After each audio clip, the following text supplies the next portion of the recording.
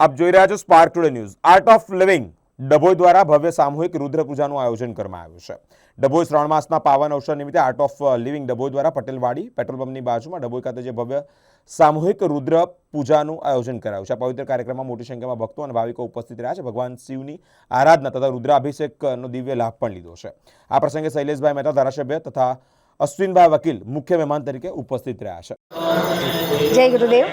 આજે શ્રાવણ મહિનાનો સોમવાર, પ્રથમ સોમવાર અને આજે આ પવિત્ર દિને આર્ટ ઓફ લિવિંગ સંસ્થા દ્વારા ડભોઈમાં રુદ્રપૂજાનું આયોજન કરવામાં આવ્યું છે અને આ રુદ્રપૂજામાં બહુ મોટી સંખ્યામાં લોકોએ હાજરી આપી છે। ઘણા બધા લોકો સંકલ્પ લઈને બેઠા છે અને ખાસ અતિથિ ધારાસભ્ય શ્રી શૈલેષભાઈ અને અશ્વિનભાઈ વકીલ તથા બીજા ઘણા બધા લોકોએ અહીંયા આગળ હાજરી આપીને અમારા આ કાર્યક્રમને અતિ સુંદર બનાવ્યો છે અને સાથે સાથે વડોદરાથી બી ઘણા બધા મહેમાનો આવેલા છે પૂજામાં।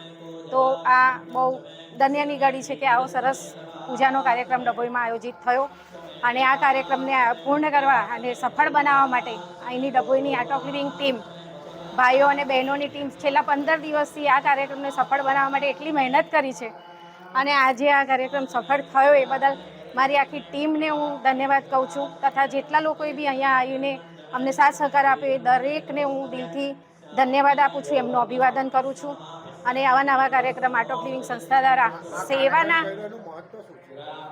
રુદ્ર પૂજાનું મહત્વ, મહાદેવની પૂજા શ્રાવણ મહિનામાં કરતા હોય છે ને એમાં પણ મહાદેવનું રુદ્ર સ્વરૂપ તેની પૂજા કરવી ખૂબ મહત્વ બતાવ્યું છે શાસ્ત્રોમાં અને એમાં પરમ પૂજ્ય ગુરુદેવ શ્રી શ્રી રવિશંકર દ્વારા બેંગ્લોરથી આજે સાધ્વી આદેશ્રી અને પંડિતો જે પધાર્યા છે ને એમના જે મંત્રના દિવ્ય ચેન્ટિંગથી આખો માહોલ પવિત્ર અને સુંદર થયો છે અને મહત્વ છે કે શિવજીની આરાધના કરવાનો મહિનો છે શ્રાવણ મહિનો અને એમાં પણ સોમવાર અતિ પ્રિય છે શિવને।